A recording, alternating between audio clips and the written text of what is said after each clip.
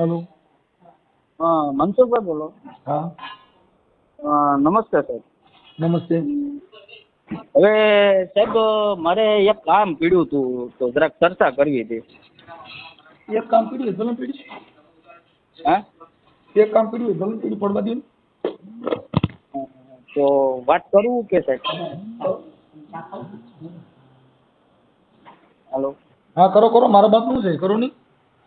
એ સાહેબ એમાં એવું છે, હું મુંબઈ રહેતો હતો. हाँ તો ત્યાં મુંબઈમાં હું 5-6 વર્ષ રહ્યો. અત્યારે હું હાલમાં સુરત રહું છું. हाँ તો 6-7 વર્ષથી હું મુંબઈ રહેતો હતો. हाँ એટલે વચમાં છે ને જરાક મારી તબિયત બગડી ગઈ હતી. है વચમાં મારી તબિયત બગડી ગઈ હતી. તો મારા સાસુ અને મારી પત્ની, મારા જે બાયુ હતા ને, એ પેલા મેં દવા ને બવા ને બધું લીધું, પણ પછી એ કે આપણે જોવડાવવા જઈએ, બરોબર? हाँ તો એક હવે એને મારે બેન તો કેમ કહેવા, પણ હું કહું છું કે એ મેડમ હતા. हाँ એ મેડમ પાસે હું જોવડાવવા ગયા, બરોબર? એટલે બેન કયો કઈ વાંધો પડે કે હવે એમાં એવું હતું કે એમાં પછી તમારી એવું થોડી બધું- નીતિ ખરાબ છે। નહીં, એમાં એવું છે કે એને હવે આપણે એની હારે ગલત વસ્તુ બધી થઈ ગઈ હોય તો પછી એને બેન કઈ રીતે કેવું? ઠીક એટલે તમારે ગલત વસ્તુ થઈ ગઈ હા, એટલે પણ તો કઈ રીતે પેલા ગલત કયો ને ગલત કેમ થઈ? હવે એ જ હું તમને ચર્ચા કરું કે અમે એની પાસે જોવડાવવા ગયા ને, તો હવે ઈ મેડમે એવું કીધું કે તમને 21 દિવસની અંદર સારું થઈ જશે, હા પણ તમારે 7મા દિવસે મારી પાસે અહીંયા ફરીવાર તમારે એકલાને આવવાનું રહેશે. હા તો મેં કીધું સારું, વાંધો નહીં. તો મારા સાસુને એમ કહે કે તમારે સારું થઈ જાય તમને. ને પછી આમ થોડુંક મને આમ રાહત મળી હતી, બરોબર? એવું લાગ્યું કે ભાઈ થોડુંક આપણને આમ આરામ મળ્યો છે. તો હું 7મા દિવસે હું એની ઘેરે ગયો, ત્યાં પાછો ફરીવાર. એકલા? હા, એકલો. તો દીકરાને સાથે એટલે એકલા ન જવાય હો બાયુ પાસે. પણ હવે એ લોકોએ કીધું તમે એકલા જ આવી ગયો, નકર પછી તમને સારું જ નહીં થાય. મને બાયુ એવું પાસે કીધું. સુવાન જો દીકરા એકલા થાય ને બાપા આબરૂ ફારી ફરી એ તો સાહેબ વાત બરોબર છે, પણ આપણને શું છે, એ સામાવાળા વ્યક્તિ એમ કીધું તમે એકલા જ આવી ગયો, નકર તમને સારું નહીં થાય. કાંઈ વાંધો પછી ગયા શું થયું? તો ત્યાં હું ગયો એટલે પેલા થોડીક ચા પાણી ને એવું ચા પાણી બનાવ્યા, ચા પાણી પીધા, હા બરોબર? અને પછી કંઈક મતલબમાં એને મારે માથી ઉપરથી કંઈક ઉતાર્યું, એને હા ઉતારીને મને કે તમે 1 કલાક સુધી આરામ કરવો પડશે પેલા.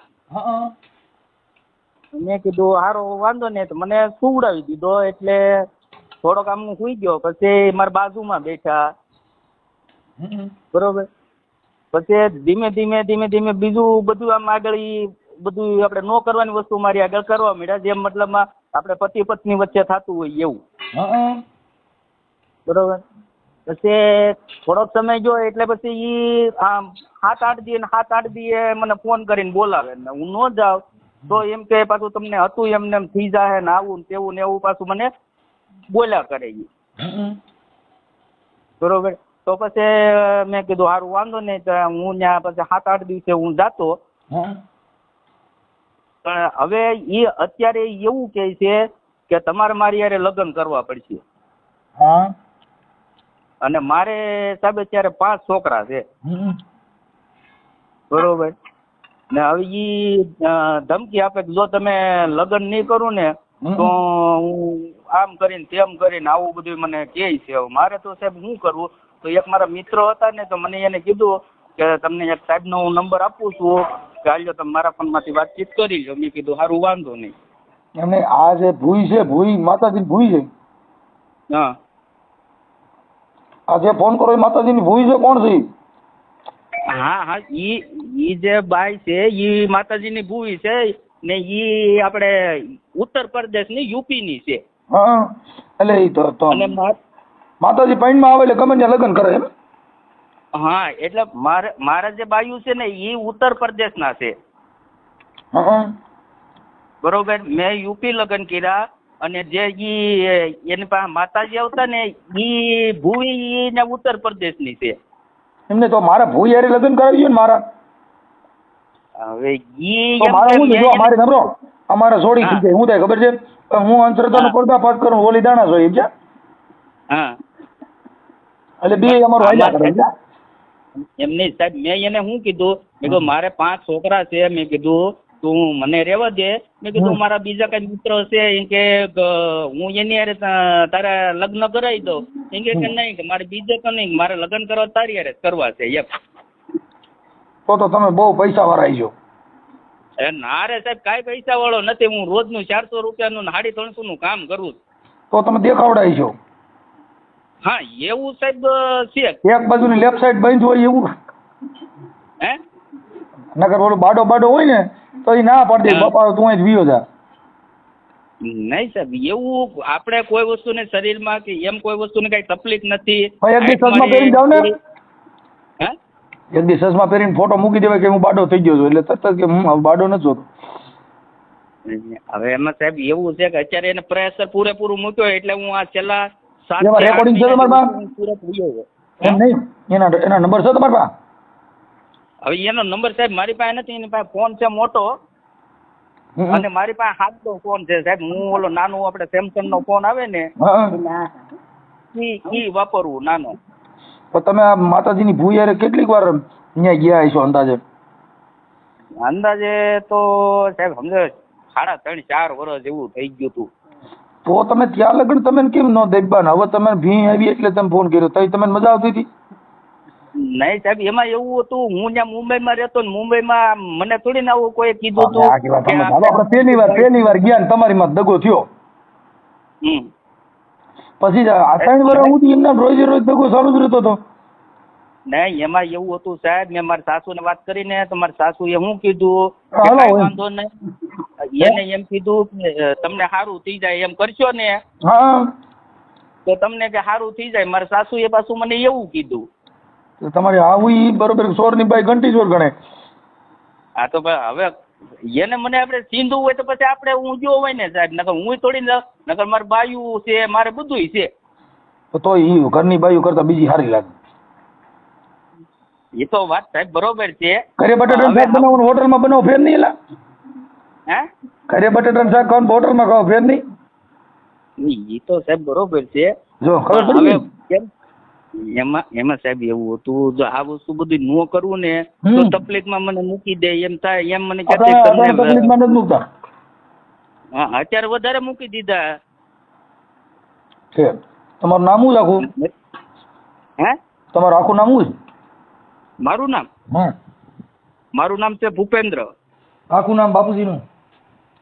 ભૂપેન્દ્ર મનસુખભાઈ અટક નાગર. નાગર? હા નાગર. આપણે કઈ સમાજમાં આવો? અમે દલિત સમાજ. એમ મારું સારું થઈ બહુ દલિતમાં આવા પલિત થાય છે? હા આપણામાં જ આવા થાય છે?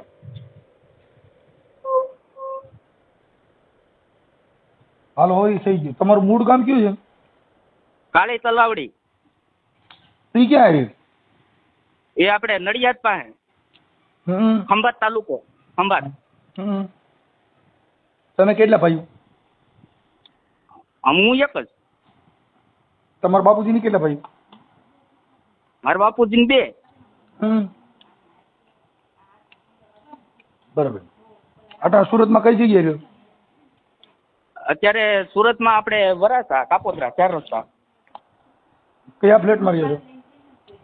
હા કયા ફ્લેટમાં રહ્યો છો? ફ્લેટમાં નથી સાહેબ, ઓલી પતરાવાળી રૂમ આવે કે નહીં એમાં રહેવું છે. ઈ કઈ જગ્યાએ? કઈ શેરીમાં?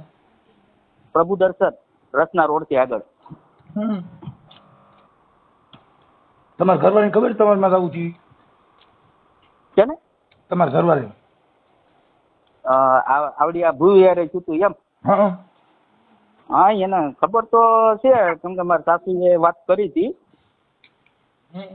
પણ મતલબ મારી ઘરવાળી યારે એવું કઈ ચર્ચા નથી થઈ, બરોબર. એવું મને હજુ કોઈ વસ્તુ એવું કઈ કીધું નથી. પણ અત્યારે જે આ લગ્ન નું કહે છે ને ઈ મેડમ, ઈ મારી ઘરવાળીને ખબર નથી.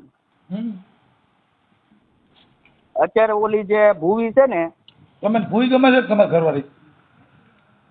મને તો મારી ઘરવાળી જ ગમે ને, મારે ભૂવી થોડી ને ગમે સાહેબ. હવે નો ગમતી હોય તો ગમાડવી જ પડશે, નકર બેયથી રહો. હે નો ગમતી હોય તો ગમાડવી પડશે. અરે ના, મારે તો ઘરવાળી તો પહેલેથી ગમે જ છે. હા મારે ઘરવાળી યારે કોઈ વસ્તુની તકલીફ નથી. મારે ઘર સંસારનો 13 વર્ષ જેવું થઈ ગયું. 13 વર્ષમાં અમારે બંને માણસ વચ્ચે કોઈ દી કોઈ વસ્તુની તકલીફ જ નથી આવી. તઈ તમે સૌરામાં શું લેવા ગયા? જોવડાવવામાં એટલે સાહેબ આ જે આપણે શરીર છે હાજા માંદું થાય કે નહીં, હા એટલે બસ દવા લીધી. હવે દવાથી કઈ ફેર પડ્યો ને બરોબર. પછી હે આમાં આ બાઈક કીધું ફેર પડ્યો તો નથી પડ્યો? આમ થોડોક આમ જયારે આપણે જાતા તે રોમાક્સ ને આવું બધું થતું ને તો આમ મજા આવતી. પછી પાછું હતું ને એવું ઠીક જતું. રોજ નવી નવી બાઈઓ આવે ને એટલે આપણે રોમાંચ થાય એટલે તબિયત સારી રહી. હા તે સારી જતી. પછી વળી પાછું હોતું એમને થતું. હવે બીજી નવી ગોતી લે એટલે પાછું રોમાંચ થાય એટલે તબિયત સારી થઈ જાય. ના સાહેબ નવી થોડી ગોતવાની હોય. રોમાંચ થાય એટલે સારું થાય ને. એમાં એવું હતું સાહેબ કે આ વસ્તુ ન કરવું તો મને એમ કહેતા તમે હાજા નહીં થાય, તમે વહેલારે મરી જાઓ, તમારા છોકરાઓ રખડી જાય, બાળ બચ્ચાને તકલીફ થાય, આવું બધું મને કહેતા. બરોબર કે તમે મને દોરા બાંધ્યા હતા, મને કઈક પીવડાવ્યું હતું,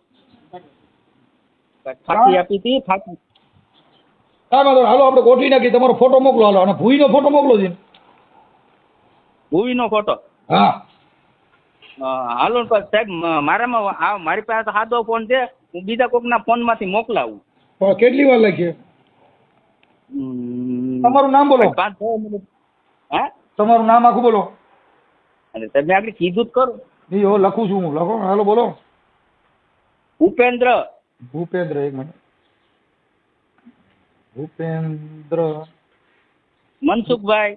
ભૂપેન્દ્રભાઈ મનસુખભાઈ, ગામ સુરત. કાપોદ્રા. હા કાપોદ્રા. ઓકે. આના ભૂઈનું નામ શું કીધું? ભૂવીનું નામ ગંગા દેવી. નામ ગંગા દેવી. આ દેવી કહેવાય એને? નામ છે સાહેબ એનું ગંગા દેવી. આ ગંગા દેવી નું મંદિર ક્યાં છે? ગંગા દેવી નું મંદિર? હા એટલે એ રહે છે ક્યાં એમ? ઈ તો મુંબઈમાં નાલા સુપારા છે. મુંબઈ નાલા સુપારા.